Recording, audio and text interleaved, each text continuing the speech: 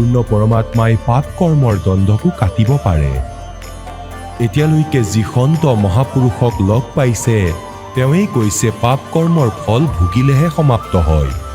যিয়ে পাপ কৰ্ম কাটিব পাৰে, যিয়ে কালৰ বন্ধনৰ পৰা মুক্ত কৰিব পাৰে, তেওঁৰ নাম কি, পূজাৰ বিধি কি হয়, এয়া জানিবৰ কাৰণে নিশ্চয় শুনক জগতগুৰু তত্ত্বদৰ্শী সন্ত ৰামপালদেৱ মহাৰাজৰ অমৃত বচন, সৰ্বপবিত্ৰ ধৰ্ম পবিত্ৰ শাস্ত্ৰৰ আধাৰত।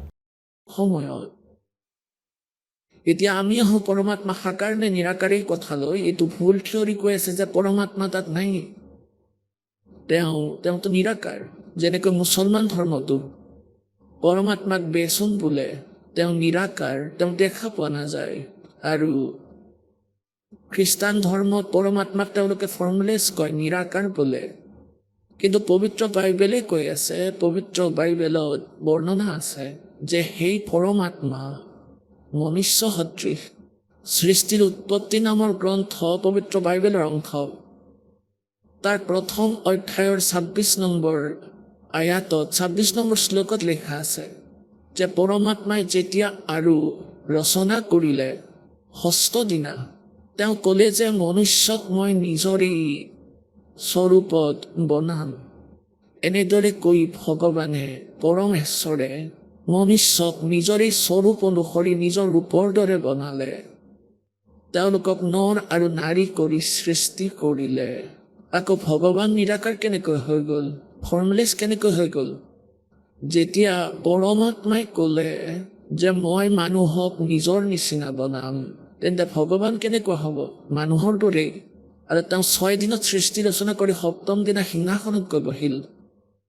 এইটো পবিত্ৰ কোৰাণ শ্বৰীফত চুৰত ফুৰকানী ২৫ আৰু আয়ত নম্বৰ ৫২ৰ পৰা ৫৯লৈকে তাত স্পষ্ট কৰা হৈছে কোৰাণ শ্বৰীফৰ জ্ঞানদাতা, যাক মুছলমান ধৰ্মই নিজৰ আল্লাহ ভগৱান গড মানে, তেওঁৱেই শ্ৰী হজৰত মহম্মদক আদেশ দিয়ে। কোনো দেৱদূতৰ জৰিয়তে বা স্বয়ং কোনো অন্য সোমাই কয়, আকাশবাণী কৰে। তেওঁলোকৰ ফাইনেল গড হয় কাৰ? মুছলমানৰ। তেওঁ হজৰত মহম্মদক কোৰাণ শ্বৰীফৰ জ্ঞান দি আছে। কোৰাণ শ্বৰীফৰ জ্ঞানদাতাই কৈছে নিজৰ পয়গম্বৰ হজৰত মহম্মদক যে হে পয়গম্বৰ, তুমি এই কাফিৰবোৰৰ কথা নামানিবা। এইটো ৫২ নম্বৰ আয়ত চুৰত ফুৰকানী ২৫। এই কাফিৰবোৰৰ কথা নামানিবা আৰু মই তোমাক এই কোৰাণ শ্বৰীফত যি তথ্য দি আছো, যি জ্ঞান দি আছো, তাক বিশ্বাস কৰিবা। আৰু এই কাফিৰবোৰে নামানে যে কবিৰ ইজ গড, আল্লাহ কবিৰ হয়। গতিকে কবিৰ আল্লাহ হয়, মোৰ এই কথা বিশ্বাস কৰি সিহঁতৰ কথা নুশুনিবা। ইয়াৰ বাবে তুমি সংঘৰ্ষ কৰিবা, অৰ্থাৎ মাৰধৰ নকৰিবা, কাজিয়া নকৰিবা, লাঠি নচলাবা, ৰক্তপাত নকৰিবা। সিহঁতৰ কথা তুমি মানি নল'বা। আৰু এই কবিৰ নামধাৰী আল্লাহ তেওঁৱেই হয় যিজনে সকলো সৃষ্টি ৰচনা কৰিলে, পৃথিৱী সজিলে, ইয়াৰ তলত লুণীয়া আৰু মিঠা পানী দিলে, তেওঁৱেই তোমাক জন্ম দিলে। ইয়াত সকলো সংস্কাৰ তেওঁৰ পৰাই হৈছে। আকৌ সেই পৰমাত্মাই নিজৰ সন্তানৰ দুখ ভালদৰে জানে। এই কবিৰ আল্লাই নিজৰ সন্তানৰ পাপ নাশ কৰি দিয়ে, তেওঁলোকৰ অপৰাধ দুখবোৰৰ লগত তেওঁ পৰিচিত। সেই আল্লাহ কবিৰ হয় যি ৬ দিনত সৃষ্টি ৰচিলে আৰু ৭ম দিনা সিংহাসনত গৈ বহিল। তেওঁ আল্লাহ কবিৰ হয়। তেওঁৰ খবৰ কোনো তত্ত্বজ্ঞানীজনৰ পৰা সুধি চাবা।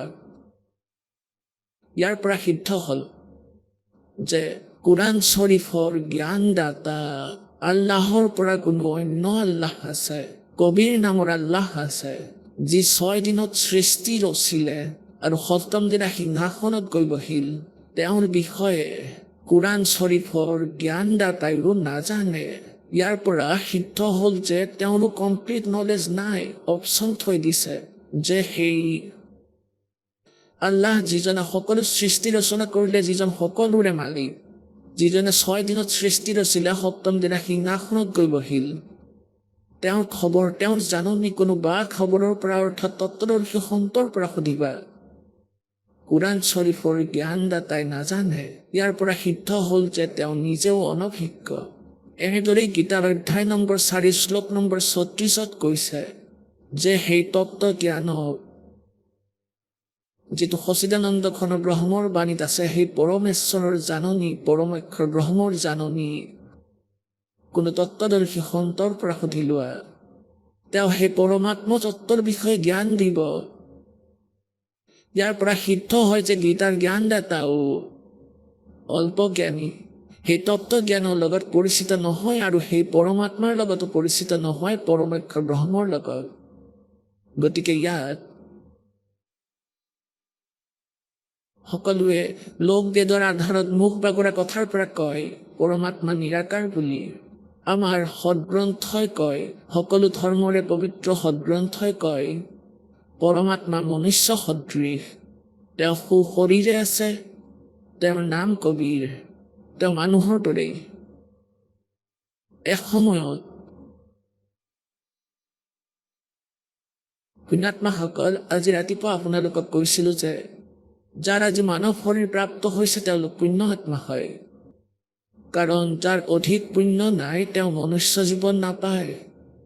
তেওঁলোকতকৈ পুণ্য আত্মা সেইজন যি পৰমাত্মাক বিচাৰি ব্যাকুল হৈ ঘূৰি ফুৰিছে, কিবা নহয় কিবা সাধনা কৰি আছে।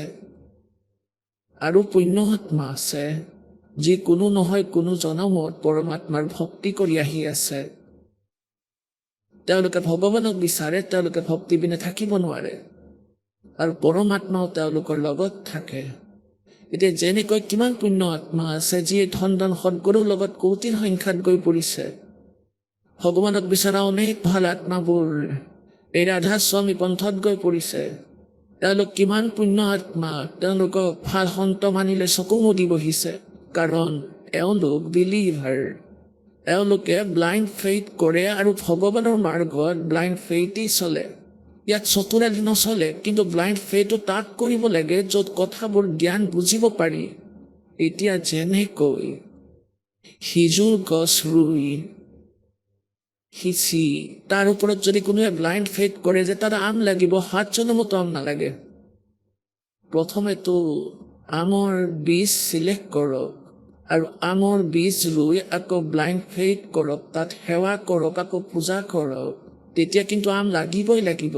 এনেদৰে এই নকলি গুৰুৰ পৰা মুক্তিপ্ৰাপ্ত নহ'ব। তাত ব্লাইণ্ড ফেইথ কৰিছে এওঁলোকে, কাৰণ এওঁলোকে গমেই নাপায় শ্ৰদ্ধালুসকলে এইবোৰ সিজু, এইবোৰ কালৰ ধূল। এতিয়া এই জ্ঞানেৰে তেওঁলোকৰ নিৰ্ণয় হ'ব যে কোন অজ্ঞানী আৰু কোন জ্ঞানী। গতিকে তত্ত্বজ্ঞানেৰে গম পোৱা যায় আৰু কিমান পুণ্যাত্মাসকল তালৈ গুচি গ'ল আৰু কিছুমান অন্যই সংসাৰীসকলৰ লগত আবদ্ধ হৈ পৰিছে।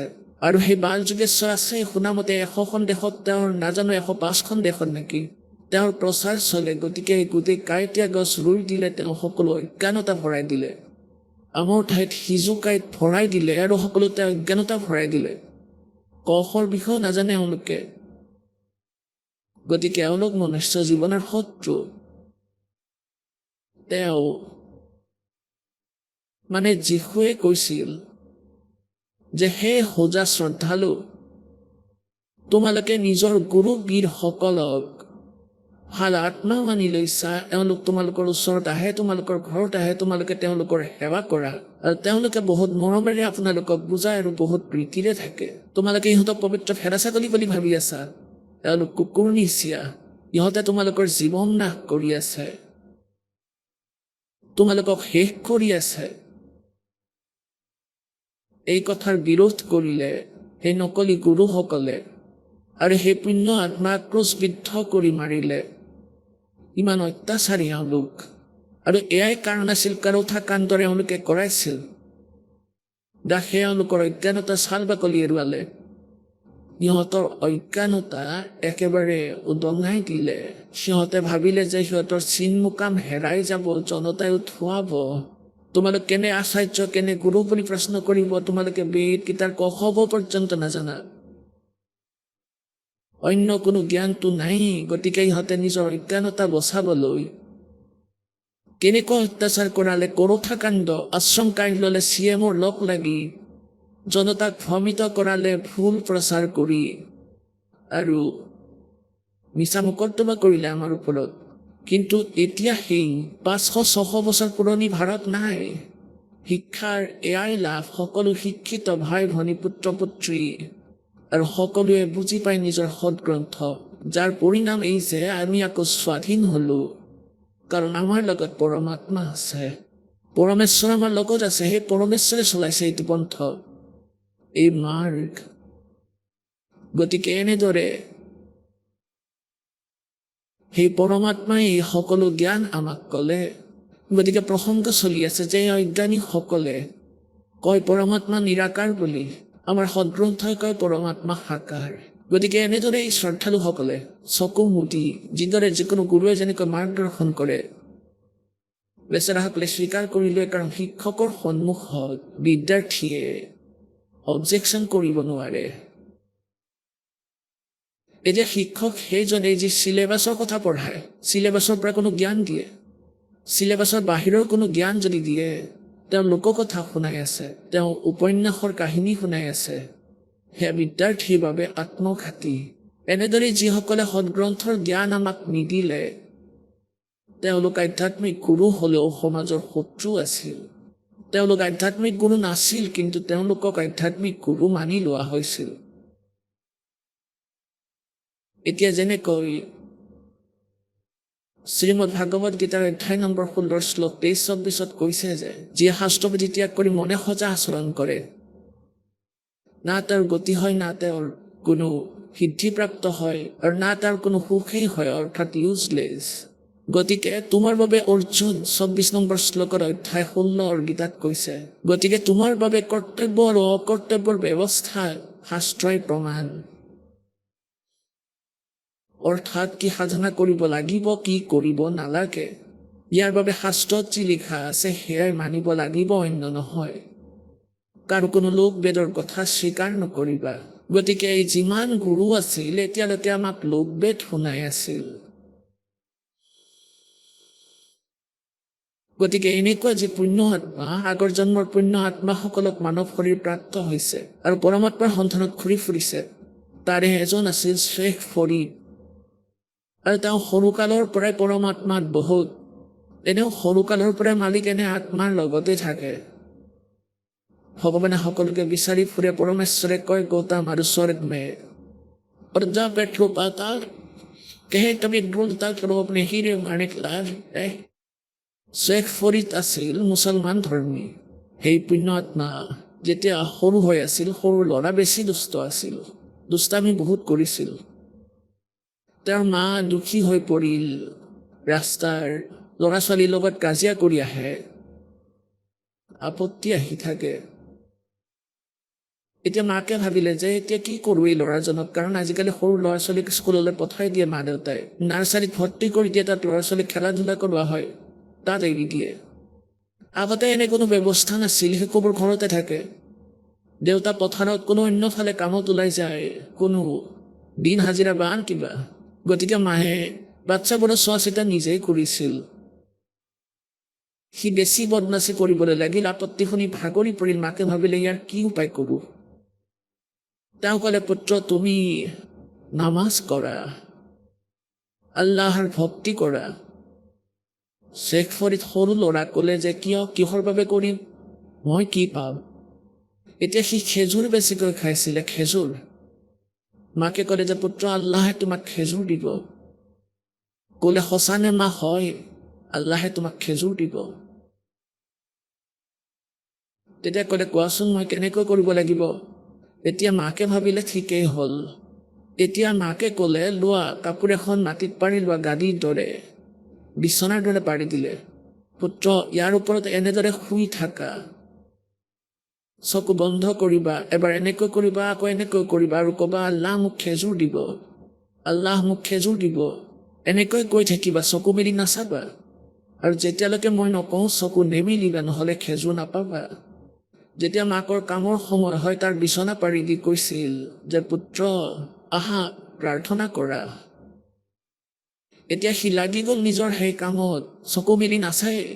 মাকে কি কৰিলে, খেজুৰ কেইটামান ইমানখিনি পাত দুটাৰ মাজত মেৰিয়াই তাৰ বিচনাৰ তলত থৈ আহে আৰু মাকে কয়, আহা পুত্ৰ, চকু মেলি দিয়া। যেতিয়ালৈকে মাকে কাম কৰি থাকে সি বহি থাকে কেইবা ঘণ্টা, বহু ঘণ্টা ধৰি। গতিকে উঠি আহি ক'লে যে মা, আপুনিতো মিছা কৈছিল, আল্লাহতো মোক খেজুৰ দিয়াই নাই দেখোন। মাকে ক'লে, পুত্ৰ, ভগৱানে এনেকৈ মুকলিকৈ নিদিয়ে, তেওঁ লুকুৱাই দিয়ে। চোৱাচোন তোমাৰ বিচনাৰ তলত ক'ৰবাত নিশ্চয় পাবা। সি চাদৰখন উঠাই চালে, খেজুৰ পালে, দৌৰিব ধৰিলে, খেজুৰ খাই দৌৰে, সকলোকে কয়, আজি আল্লাহে মোক খেজুৰ দিছে, আল্লাহে মোক খেজুৰ দিছে।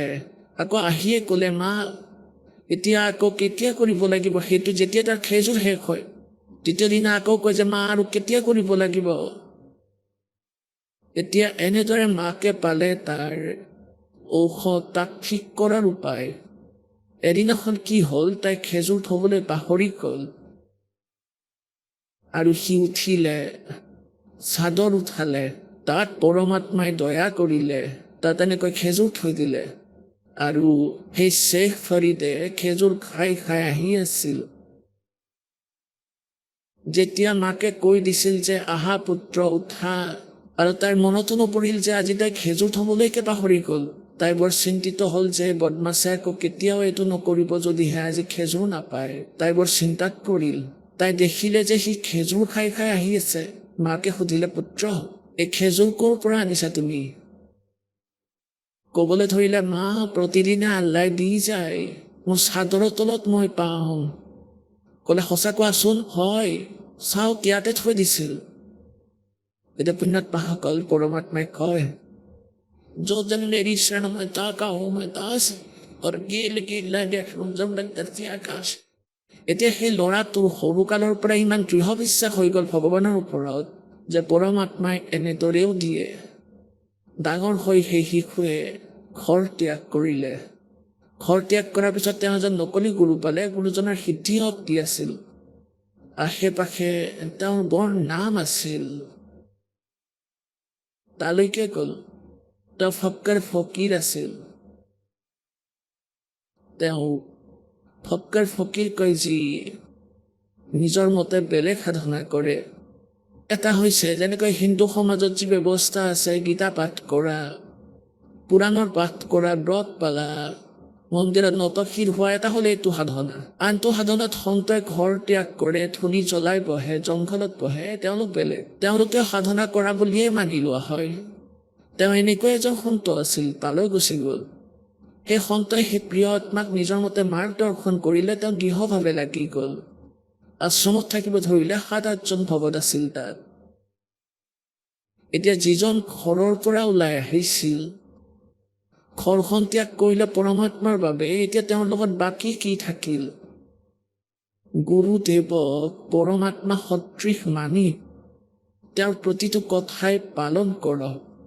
গুৰুদেৱৰ আদেশ পালন কৰক। গুৰুদেৱৰ কাম কাজ নাচাব।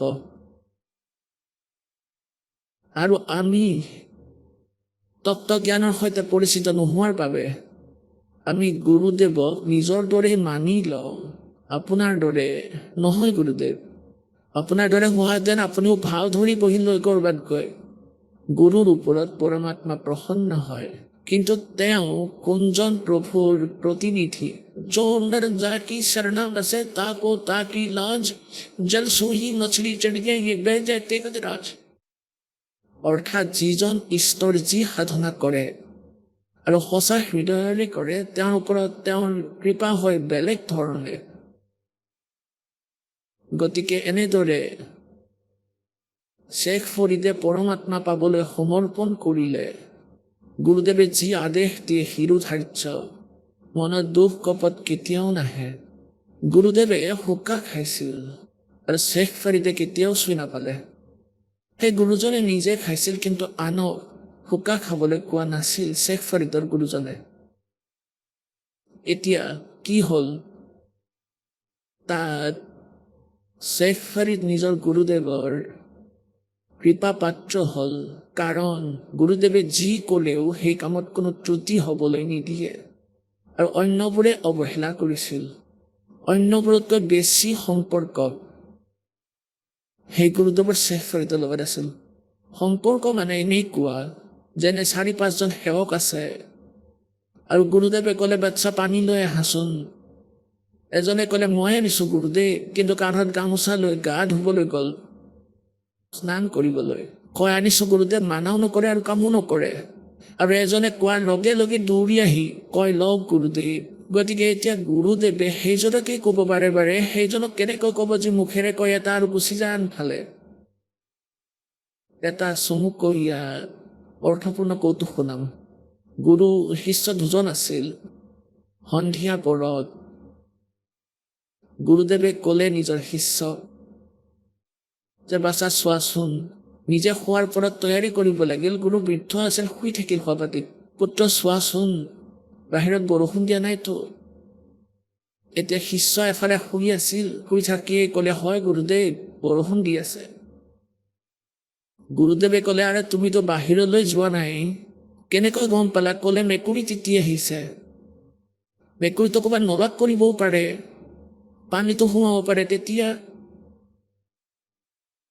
আকৌ ক'লে বাচা চোৱাচোন, এই চাকিটো নুমাই দিয়া চাকিটো। শিষ্যই ক'লে গুৰুদেৱ চকু বন্ধ কৰক। চাকি নুমালে। ক'লে ভাল বাৰু। আকৌ গুৰুদেৱে ক'লে পুত্ৰ দুৱাৰখনটো বন্ধ কৰি দিয়া। গুৰুদেৱ দুটা কাম মই কৰিলোঁ, এটা আপুনিও কৰক। গতিকে এজন থাকে এনেকুৱা শিষ্য গুৰুৰ, আৰু এজন এনেকুৱা থাকে যে কোৱা মাত্ৰকে দৌৰি যায়, কয় হয় বাহিৰত গুৰুদেৱ বৰষুণ দিয়া নাই বা দিছে, চাকি নুমাই দিয়া যি আজ্ঞা গুৰুদেৱ এতিয়াই কৰিছোঁ। এজন থাকে এনেকুৱা শিষ্য। আৰু এহাল গুৰু শিষ্য আছিল। গুৰুদেৱে ক'লে এদিন নিজৰ এজন শিষ্যক, যি অবিডিয়েণ্ট আছিল, যাক শিষ্য বুলিব পাৰি, যে হে পুত্ৰ, এটা নদী আছিল, নদীৰ ওচৰত এজোপা গছ আছিল। সেই শিষ্যক ক'লে যে পুত্ৰ, গছজোপাৰ চাৰিওফালে মাটিৰ ওখকৈ মঞ্চ তৈয়াৰ কৰা।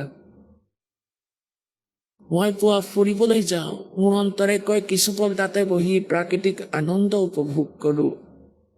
নদীৰ পাৰত আশ্ৰম 0.5 কিলোমিটাৰ দূৰ আছিল। সেই গুৰুদেৱ তালৈ ফুৰিব গৈছিল, শিষ্য আছিল লগত।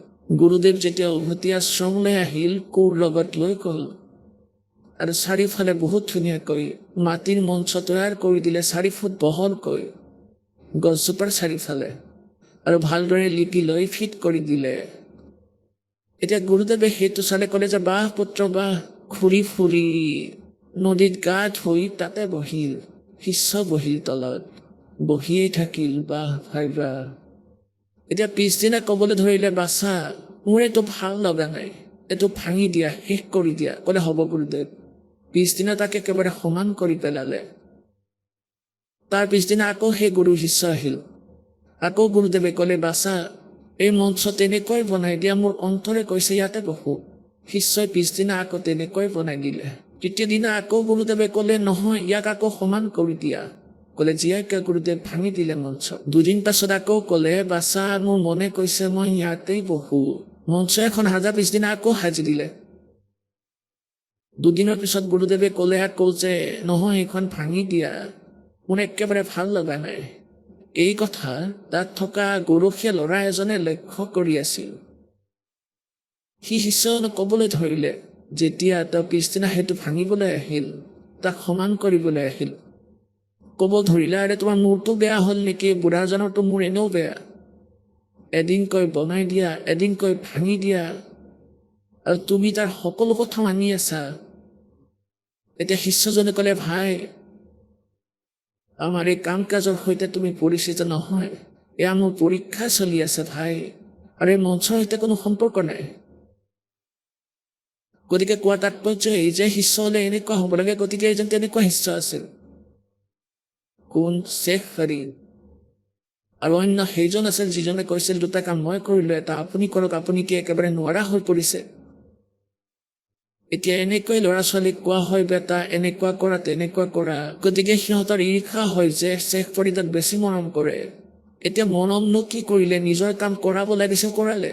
গতিকে তেওঁলোকে ভাবিলে শেখ ফৰিদক এনেকুৱা কৰিম যাতে গুৰুদেৱৰ হৃদয়ৰ পৰা নামি যায়। গতিকে সিহঁতৰ চিন্তা আছিল যে গুৰুদেৱে গুৰুগাদীৰ মালিক শেখ ফৰিদক বনাব। এতিয়া আহিছে ভগৱান প্ৰাপ্ত কৰিবলৈ, আৰু আকৌ এই জাবৰত লাগি আছে তেওঁ কেনেকুৱা সংখ্য, কেনেকুৱা সন্ত যাৰ গাদীৰ ফুক আছে। শেখ ফৰিদৰ সেই ফুক নাছিল, তেওঁ কেৱল নিজৰ কৰ্তব্য পৰায়ণ আছিল, নিজৰ কৰ্তব্যক মুখ্য ভাবিছিল। তেওঁ আহিছিল মালিকক পাবলৈ। গতিকে সিহঁতে এটা স্কিম বনালে যে গুৰুদেৱৰ হৃদয়ৰ পৰা শেখ ফৰিদক বাহিৰ কৰিব। কোনো এনে ভুল কৰাব লাগে যাৰ বাবে গুৰুদেৱ ইয়াৰ প্ৰতি ৰুষ্ট হয়। এতিয়া তাত কি কৰি থোৱা আছিল, সকলোকে সেৱা দিবৰ বাবে এটা এটা দিন ঠিক কৰা হৈছিল। ৫-৬জন শিষ্যৰ মাজত এদিন এজন শিষ্যৰ ডিউটি পৰিছিল, পুৱাৰ পৰা সন্ধিয়ালৈকে গুৰুদেৱৰ সকলো কাম তেওঁৱেই কৰিব। তেনে ভোজন ৰন্ধা, খোৱা, কাপোৰ ধোৱা, আৰু গুৰুদেৱে হুকা খাইছিল, হুকা খুওৱা, তাৰ চাফাই, বাকী কামবোৰ অন্যায় কৰি দিছিল। গতিকে এদিনাখন শেখ ফৰিদৰ এনেদৰে চলি আছিল ৰুটিন। এদিন তেওঁৰ সেৱাৰ পাল পৰিল, আৰু গুৰুদেৱ, কাৰণ এওঁলোক তপস্বী সিদ্ধ পুৰুষ, তপস্বী তমগুণ বেছি থাকে, ক্ৰোধ বেছি থাকে। সেই গুৰুজনে কি কৰিছিল যে ৰুটি খাই ভোজন কৰি হুকা টানিছিল। সন্ধিয়া আৰু দুপৰীয়াও, সন্ধিয়া সময়ত এদিন কি হ'ল যে সন্ধিয়া পৰত শেখ ফৰিদৰ সেৱাৰ দিন আছিল। সিহঁতে ভাবিলে দিনৰ ভাগত শেখ ফৰিদে যিকোনো প্ৰকাৰে হুকাৰ জুই আনিব। গুৰুজনৰ অভ্যাস কি আছিল, তেওঁ খানা খোৱাৰ ৫-১০ মিনিটৰ পাছত হুকা লাগেই। শিষ্যই লৈ আনিলে ভালেই, নহ'লে লাঠি ধৰি তাত বহুবাৰ মাৰিছিল আৰু সেৱাৰ পৰা কেইবাদিনো বঞ্চিত কৰিছিল, বহুদিনলৈ। ইমান খং কৰিছিল, হুকা খোৱাত ইমান বেয়াকৈ আসক্ত আছিল তেওঁ। এতিয়া এই কথা সকলোৱে জানিছিল। গতিকে অন্য শিষ্যসকলে ভাবিলে যে আজি ইয়াৰ পাল, আৰু সন্ধিয়া সময়ত আমি জুই নুমুৱাই দিম, যেতিয়া সি গুৰুদেৱক খানা দিবলৈ যাব। এতিয়া খানা ৰান্ধি শেখ ফৰিদে কি কৰিছিল, তেওঁ খৰিৰ কয়লাবোৰ তৈয়াৰ কৰি থৈছিল হুকাত দিবৰ জোখাৰে। আহিয়েই হুকা ভৰাই গুৰুদেৱক দিম, খানা খুৱাই আহি 2 মিনিট 4-5 মিনিটতে দি দিছিল সদায়। এতিয়া খানা খুৱাই আৰামেৰে তেওঁ আহিল, দেখিলে যে জুই নুমাই গৈছে। জুই নাছিল তাত, অগ্নি নাছিল, বাৰিষাৰ দিন আছিল। তেওঁ ভাবিলে নুমাই গ'ল চাগে, জুই নুমাইছে চাগে, ধ্যান নিদিলে। তেওঁ ভাবিলে গাঁও আছে 1 কিলোমিটাৰ দূৰত, তাত ধোঁৱা দেখা গৈছিলে ঘৰত, সন্ধিয়াৰ সময় আছিল। তেওঁ ভাবিলে আজিলৈকে গুৰুদেৱৰ প্ৰতি নিজৰ যিমান গদুইল আছিলে সেয়া শেষ হ'ব, আৰু তোমাৰ ভক্তি নাশ হ'ব, আৰু গুৰুদেৱ ৰুষ্ট হ'লে মোৰ একোৱেই নাথাকিব। এনেকৈ ভাবি হুকাৰ চিলিং লৈ মাৰিলে দৌৰ, ফুল স্পীডত গ'ল। যি ঘৰত ধোঁৱা ওলাই আছিল, আৰু ঘৰখনৰ মায়ে কি কৰি আছিল, বাৰিষাৰ দিন চৌকাত জুই জ্বলোৱাৰ চেষ্টা কৰি আছিল। মাৰি কেতিয়াবা ধোঁৱা হৈছিল, কেতিয়াবা চকুত ধোঁৱা লাগে, চকু পানী পেলাই পেলাই জুই জ্বলাই আছিল। মাজে মাজে নুমাই যায়, আকৌ জ্বলি উঠে। অৰ্থাৎ মায়ে এনেদৰে জুই জ্বলাই থৈছিল, আৰু তেওঁ দুখী হৈছিল। এতিয়া শেখ ফৰিদে ক'লে, মা জুই দিয়ক, অলপ জুই দিয়ক। এতিয়া তেওঁ আছিল খঙত, জুই এনেই পায় নেকি, মোৰ চকু ফুটিছে, তুমিও ফুটাই লোৱা, তেতিয়াহে জুই দিম। লোৱাই চেপেনা ধৰি আছিল, সোমাই দিলে নিজৰ চকুতে, আৰু চকু উলিয়াই দিলে। লোৱাই এতিয়া মোক জুই দিয়া। এতিয়া আয়ে ভাবিলে কথাটো বেয়া হ'লে যেনে সঁচাকৈ চকু উলিয়ালে। তেওঁ ভয় খালে, চৌকাৰ গোটেই জুই বাহিৰ কৰি ক'লে, লৈ যাওক মহাৰাজ, লৈ যাওক। তেওঁ জানিছিল যে যি আশ্ৰমৰ পৰা আহিছে তাৰ মহাত্মা বহুত সিদ্ধ পুৰুষ। যদি তেওঁ অভিশাপ দিয়ে তোমাৰ কুলৰ নাশ হ'ব, তেওঁ ভয় খালে। শ্বেখ ফাৰিদে একো নকৰিলে বেচেৰাটোৱে। তেওঁ কি কৰিলে, নিজৰ কাপোৰেৰে ফটা চকুটো বান্ধিলে, যিটো উলিয়াই লৈছিল, আৰু জুই লৈ আকৌ বেগাই দৌৰ মাৰিলে। সিফালে গুৰুদেৱে চাই আছে। 2 মিনিট হ'ল, 4 হ'ল, 5 হ'ল, 10 মিনিট যেতিয়া হ'ল, তেওঁ মাতিলে, আৰে শ্বেখ ফাৰিদ, হুকা ভৰা এনাগোপা। উত্তৰ নাহিল। অলপ পিছত আকৌ মাতিলে, তৃতীয়বাৰ আকৌ মাতিলে, আৰে ক'ত মৰিবলৈ গৈছ তই? শ্বেখ ফাৰিদ, ক'ত মৰিবলৈ গলি তই আজি? তেতিয়া সি শুনিলে গুৰুজীয়ে আজি খং কৰিছে। দূৰৰ পৰাই মাত দিলে, আহিলো গুৰুদেৱ, আহিলো। ক'লে, আৰে কি হৈছিল? ক'লে, গুৰুদেৱ আজি জুই নুমাই গৈছিল, আৰু গাঁৱৰ পৰা দৌৰি গৈ আনিছো, বাৰু ভাল পুত্ৰ, থৈ দিয়া। হুকা খালে আৰু শুই থাকিল। আৰু তেওঁ গৈ চুকত শুই পৰিল। মায়ে ভাবিলে যে এতিয়া গ'লে নাজানো মহাত্মাই কি কৰি দিব, পুৱালৈকে তেওঁৰ খং কিছু চাগে মাৰ যাব। তেওঁ ভাবিছিলে শিষ্যজনে গৈ ক'ব আৰু তেওঁৰ খঙত অগ্নিশৰ্মা হৈ পৰিব। সেই মায়ে ৰাতিপুৱা মাটিৰ পাত্ৰ এটাত চকুটো থৈ লৈ গ'ল আৰু ক'লে, মহাৰাজ, মোৰ দ্বাৰা ভুল হ'ল। সকলো কথা ক'লে। এনেদৰে আপোনাৰ শিষ্য গৈছিল আৰু জুই অগ্নি খুজি আছিল। মই কষ্ট পাই আছিলো মহাৰাজ, আৰু মোৰ মুখৰ পৰা ফুলতে ওলাই গ'ল যে চকু ফুটাই লোৱা তুমি। আপোনাৰ শিষ্যই চকু ফুটাই দিলে, ইয়াত থৈ দিছো। গতিকে তেওঁ ভাবিলে, হয়, শ্বেখ ফাৰিদ গৈছিল। তাক মাতিলে, মাতি পঠিয়ালে। শ্বেখ ফাৰিদ দৌৰি আহিলে, হয় মহাৰাজ। এয়া কি কাহিনী, কি হৈছিল পুত্ৰ? নাই, একো হোৱা নাই গুৰুদেৱ। আপুনি আছে যেতিয়া কি হ'ব পাৰে এই ৰাসৰ? নহয়, আয়ে কি কৈ আছে? তেতিয়া আইজনীয়ে ক'বলৈ ধৰিলে যে সঁচাকৈ এনেকৈ চকু উলিয়াই দিছিল, কাপোৰ বন্ধা আছে গুৰুদেৱ।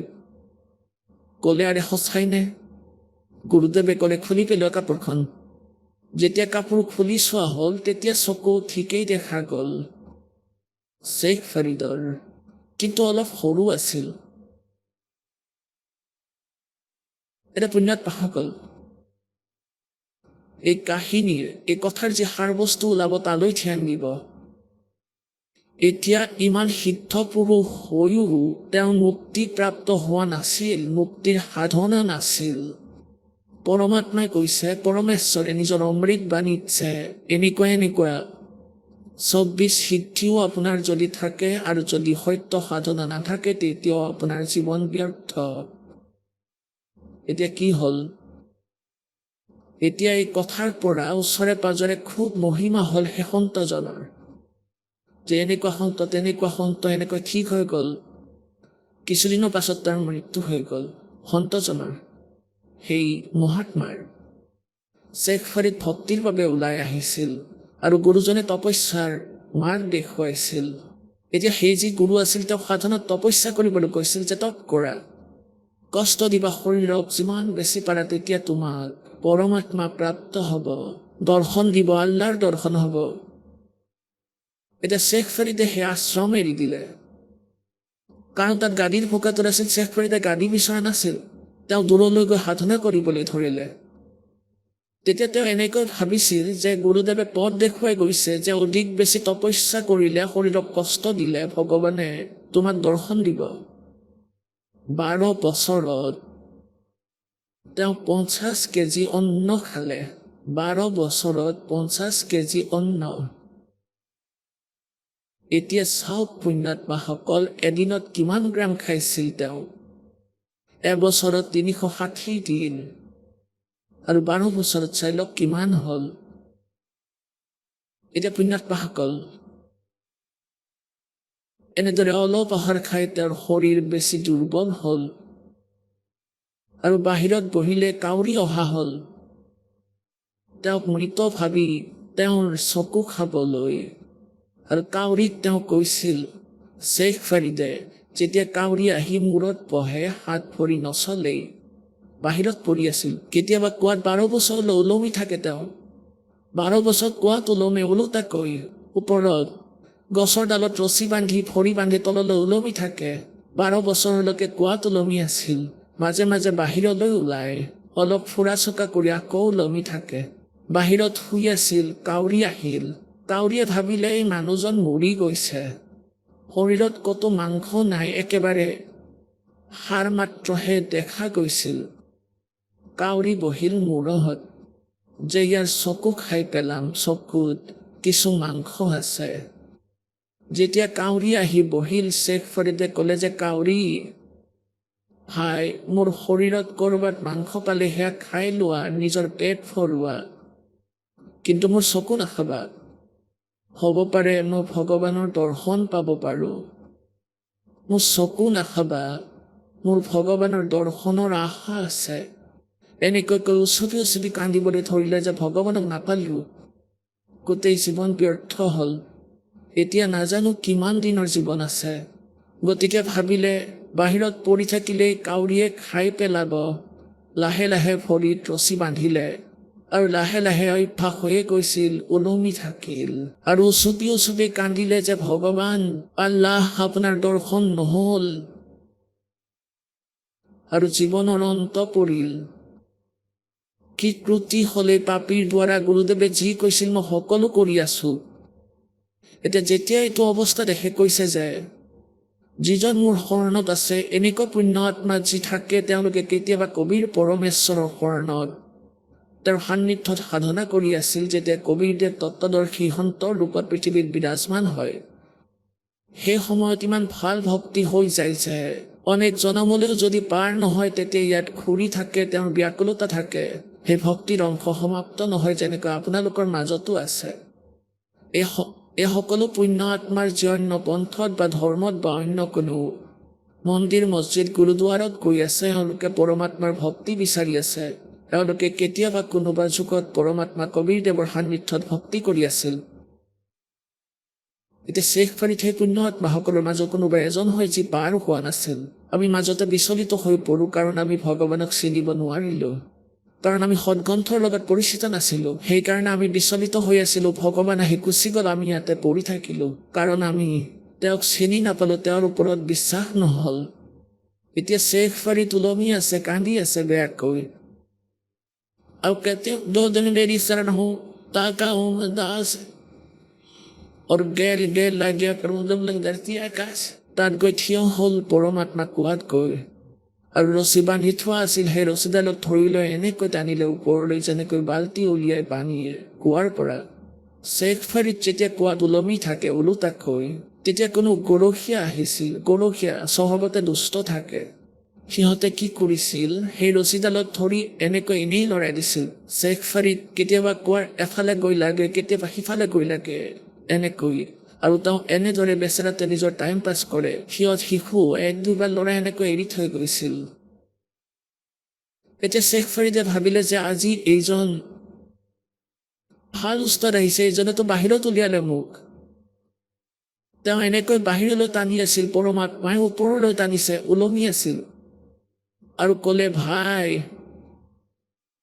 মোক জোকাই নল'বা তুমি, সাধু সন্তক দুখ নিদিয়ে, আপুনি নিজৰ কাম কৰক, মই নিজৰ কাম কৰি আছোঁ। ওলোটাকৈ ওলমি থাকিয়ে কথা কৈ আছে, মোক এৰি দিয়া আকৌ। পৰমাত্মাই ক'লে, আপুনি ইয়াত কি কৰি আছে?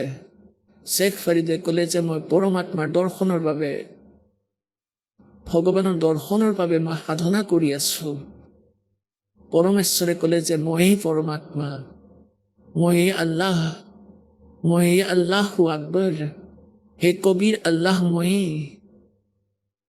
শ্বেখ ফৰিদে ক'লে, ধেমালি নকৰিবা, তুমি আল্লাহ নহয়। পৰমাত্মাই ক'লে, আৰু আল্লাহ কেনেকুৱা থাকে? ক'লে যে তেওঁ নিৰাকাৰ, তেওঁক জানো দেখা পোৱা যায়? পৰমেশ্বৰে ক'লে, সোজা মানুহ, যদি পৰমাত্মা নিৰাকাৰ, তেন্তে কিয় কৈ আছা মই ভগৱানৰ দৰ্শনৰ চেষ্টা কৰি আছোঁ? এতিয়া দেখিবা কিটো, যদি সাকাৰেই নহয় তুমি কি দেখিবা? এতিয়া এনেকৈ কয়, ইয়াত হাৰিয়ানাত প্ৰবাদ আছে, জ্ঞান কাৰ গান কাতে চমকাই যাবে। এতিয়া তেওঁৰ একেবাৰে সকলো অংগ চিধা হৈ পৰিল।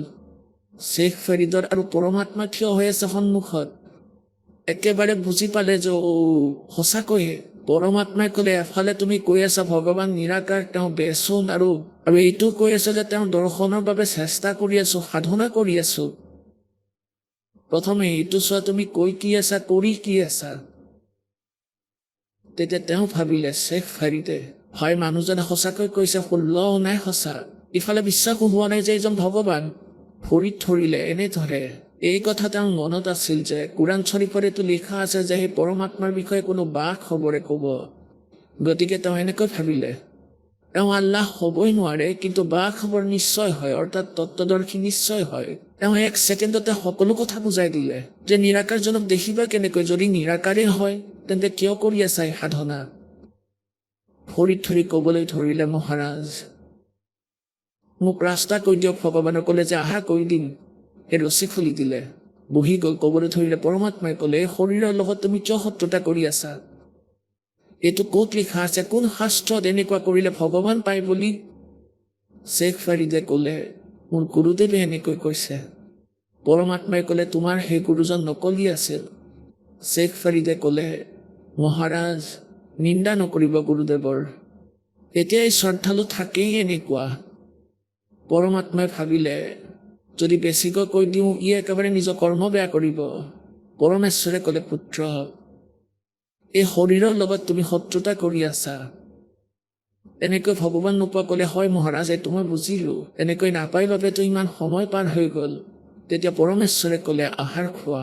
প্ৰথম অঞ্জন সংযম ৰাখে, অলপ খাব, অৱশ্যেই খাব, বেছিও নাখাব যে পেট ওলমি যোৱাকৈ, পেট ভৰাই নিশ্চয় খাওঁ। আৰু ইমানকৈ নাখাব যে অন্ত্ৰাশয় দুৰ্বল হৈ পৰে আৰু শৰীৰ অকামিলা হৈ যায়। অলপ অৱশ্যেই খাব, কিন্তু সীমিত খাব। অলপ মানে যিমান আপোনাৰ ভক্তিৰ যোগ্য, তাতকৈ বেছিও নাখাব আৰু একেবাৰে নাই বুলিও নক'ব। গতিকে লাহে লাহে মালিকে তেওঁক খানা খুৱাবলৈ আৰম্ভ কৰিলে। ফলাহাৰ আদি খুৱালে, আকৌ ক'লে ভোজন কৰা, ভক্তি কৰা, মই তোমাক মন্ত্ৰ দিম, এনেকৈ কৰিবা। তেতিয়া সেই শ্বেখ ফাৰিদৰ কল্যাণ হ'ল। পৰমাত্মাই কৈছে, लागी का मार्ग और है, लगे चोट काल जाकर के। लागी का मार्ग और है, लगे चोट काल जाकर के, लगे चोट काले जाकर के। কৈছে যে যাৰ ধ্যান লাগিছে তাৰ অৱস্থা বেলেগ হয়, তেওঁৰ কলিজাত দৃঢ়তা আহে পৰমাত্মাক পোৱাৰ।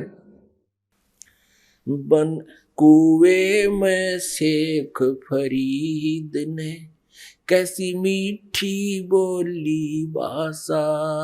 कुएं में शेख फरीद ने किसी मीठी बोली भाषा। तुम चुन चुन कागा खा लियो रे मेरे हाडों पर का मासा। तुम चुन चुन कागा खा लियो रे मेरे हाडों पर का मासा। मेरे दो नैना मत छेड़ियो रे मोहे राम मिलन की आशा। मेरे दो नैना मत छेड़ियो रे मोहे राम मिलन की आशा। जिन करी तपस्या घोर थी वो ओए आसरे अर्क। वो ओए आसरे हर्क, वो ओए आसरे अर्क। लागी का मार्ग लग चोट काल जा कर को, लग चोट काल जा कर के। लागी का मार्ग और है, लग चोट काल जा कर के। सुल्तानी मगन बैराग में जिन तज दिया बलख बुखारा। सुल्तानी मगन बैराग में जिन तज दिया बलख बुखारा। कदे पालकियों में चाल तेरे आज ठालिया गुदड़ बारा। कदे पालकियों में चाल तेरे आज ठालिया गुदड़ बारा। सब संगी छोड़ी रोवती रोवे था कुण बासारा।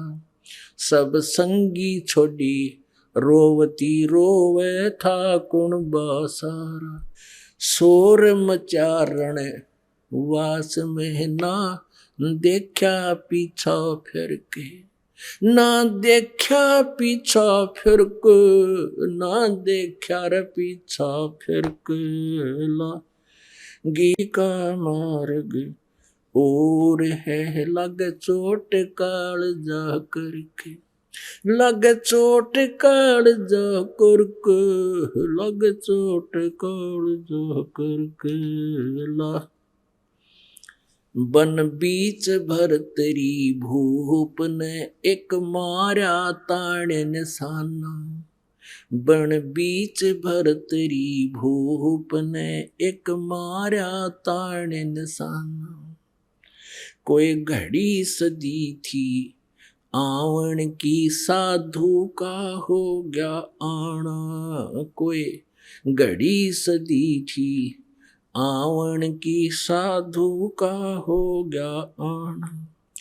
कोई मुआ मर्ग जवा दियो न तारे धरो न बाणा। कोई मुआ मर्ग जवा दियो न तारे धरो न बाणा। वो जिंदा कर दिया ढोर था सस बण्या परीक्षा करके, सस बण्या परीक्षा करके, सस बण्या परीक्षा करके। लागी का मार्ग और है लग चोट काल जा करके, लग चोट काल जा करके, लग चोट काल जा करके। लागी का मार्ग गोपी चंद जोगी हो गए जिन ले लिया भगमा बाणा। गोपी चंद योगी हो गए जिन ले लिया भगवा बाणा। गुरु महल जनाने भेज तेरा बिक डोढ़ी पे अलख जगाना। गुरु महल जनान भेज तेरे डोढ़ी पे अलख जगाना। भोजन 3600 छोड़ के भिक्षा का भोजन खाना। व्यंजन 3600 छोड़ कर भिक्षा का भोजन खाना। तन पड़ गया कमजोर था ना खाया उदर भर के, ना खाया उदर भर के, ना खाया रे उदर भर के। लागी का मार्ग और है लग चोट काल जा करके, लग चोट काल जा करके, लग चोट काल जा करके। लागी का बाजीद कहे उठाओ ऊंट को, लोग कहें ये मुआ। बाजीद कहे उठाओ ऊंट को, लोग कहें ये मुआ। रही कुछ नक्सक बिगड़या है नहीं बाजीदा अचरज हुआ। कुछ नक्सक उठन आड़ी चीज रही ना गया ओढ़े सलानी सुआ। रही उठन वाली चीज नहीं गया ओढ़े सलानी सुआ। कुछ नक्सक बिगड़या है नहीं बाजीदा अचरज हुआ। कुछ नक्सक बिगड़या है नहीं बाजीदा अचरज हुआ। जिन किया अचंबा घोर है तजा राज काल से डर के, तजा राज काल से डर के, तजा राज काल से डर के। लागी का मार्ग और है लग चोट काल जा करके। लागी का मार्ग और है लग चोट काल जा करके। लगे चोट काल जा करके, लगे चोट काल जा करके। पीपा दरिया में कूद गए रजिन कसी करी डेठाई। पीपा दरिया में कूद पड़े रजिन कैसी करी डेठाई। वो नरपाड़ा जीत गए जिन सिर धड़की बाजी लाई। वो नरपाड़ा जीत गए रजिन सिर धड़की बाजी लाई। कह मंगलानंद चेतियो तुम सोच समझ मेरा भाई। कह मंगलानंद चेतियो रे तुम सोच समझ मेरा भाई। बिन चेत्य ये झूठा शोर है कुछ जाइयो सुकर्म करके। कुछ जाइयो सुकर्म करके, कुछ जाइयो रे सुकर्म करके। लगी कमरगे और है लग चोट काल जा करके। এতিয়া পুণ্যাত্মাসকলে মহাপুৰুষসকলৰ হিচাপ দিছে এই কবিজনে। আৰু ইয়াত সেই মহাপুৰুষসকলৰ জ্ঞান দিছে যিসকলে পৰমাত্মাৰ বাবে সমৰ্পণ কৰিছে। এতিয়া পৰমেশ্বৰ কবিৰদেৱে কৈছে এই কথাবোৰ অকল কৈ শুনাবৰ বাবে নহয়, এইবোৰ কৰি দেখুৱাব লাগিব। এই গান গোৱা বুজোৱা আৰু কোৱা শুনাতে সীমিত থাকিলে নহ'ব, এইটো এনেকৈ কৰিব লাগিব। আৰু এয়া কিমান সহজ প্ৰক্ৰিয়া, পৰমাত্মাক পাবলৈ যুগ যুগ ধৰি চেষ্টা চলাই আছে। এজন পিপা ঠাকুৰ নামৰ ৰজা আছিল। ইয়াত ৰাজস্থানৰ ভিতৰৰ গিগনৌৰ চহৰৰ গিগনৌৰ তাত দুৰ্গাৰ পূজাৰী আছিল।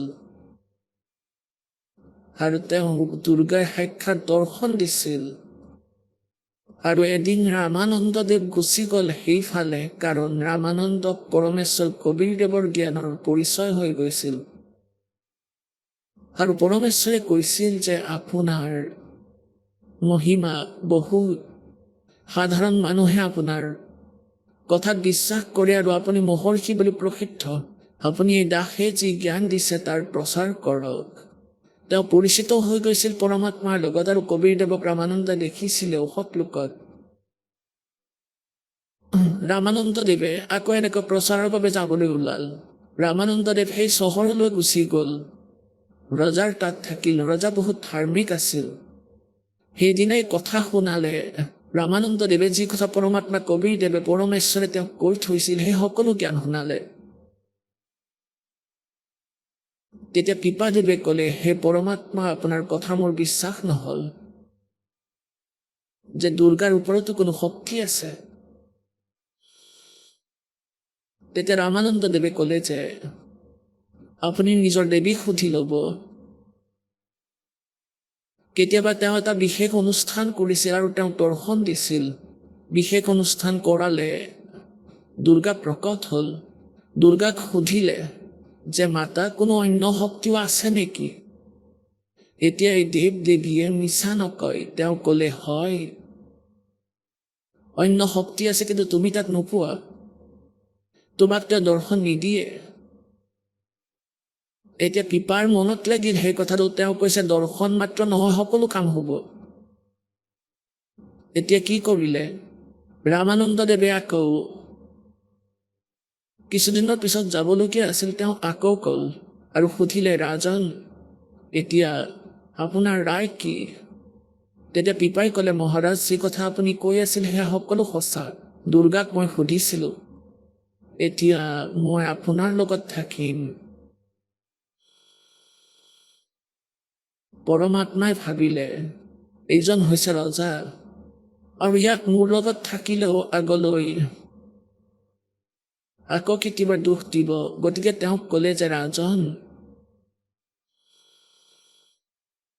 ঠিক আছে, আপোনাক মই আকৌ আহিম ল'বলৈ, আপুনি তেতিয়া আহিব।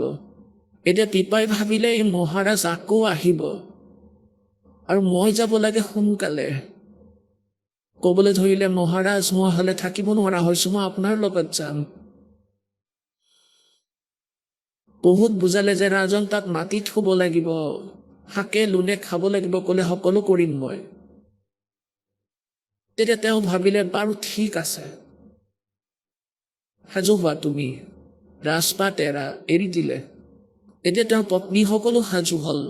3জনী পত্নী আছিল পিপা ঠাকুৰৰ, 3জনী তিৰোতা, তিনিও লগত যাবলৈ সাজু হ'ল। এতিয়া ৰজাই ক'লে যে মহাৰাজ এই 3গৰাকী সাজু হৈছে, এই নাটত এনেকৈ থাকি গ'ল আগলৈ, ইহঁতে ভক্তি কৰিবলৈ নিদিব মোক। ৰামানন্দদেৱে ক'লে এটা কাম কৰা, ইহঁতক কোৱা যে নিজৰ গহনা পাতি আৰু আভূষণ ভাল ভাল কাপোৰ ইয়াতে এৰিব লাগিব, শৰীৰত যি কাপোৰ পিন্ধা আছে সেয়াহে লগত লৈ যাব পাৰে। কৈ দিয়ে তেতিয়া কোনো আপত্তি নাই। তেওঁ এনেকৈ কৈ দিলে সকলোকে। এতিয়া তিনিওৰে ওচৰত ৰজাই ক'ব ধৰিলে যে নিজৰ আভূষণ সকলো ইয়াতে খুলি থৈ দিয়া, ছিংগল কাপোৰ পিন্ধি লোৱা, এটাকৈ ড্ৰেছ লৈ বোলা মোৰ লগত। দুজনীয়ে এনেকৈ ক'লে যে নাই, মই গহনা নেৰিম, আভূষণ নেৰিম, ইমান সোণ, ইমান ধুনীয়া হাৰ, আমি নাযাওঁ তেন্তে। সেই তৃতীয়জনীৰ নাম আছিল সীতা। সীতাই সকলো আভূষণ খুলি তাতে থৈ দিলে, সাধাৰণ শাৰী পিন্ধিলে, কেৱল চিম্পল শাৰী পিন্ধি তাই তৈয়াৰ হ'ল। এতিয়া ৰজা উভতি আহিল। গুৰুদেৱ বহি আছিলে বেলেগ স্থানত বাহিৰত। ক'বলৈ ধৰিলে গুৰুদেৱ, দুটা আপত্তি নাইকিয়া হ'ল, এটা থাকিল তাই তৈয়াৰ হ'ল। কাৰণ ৰামানন্দদেৱে গম পাইছিলে যে তিৰোতাৰ নিজৰ আভূষণ প্ৰাণতকৈ প্ৰিয় বোধ হয়।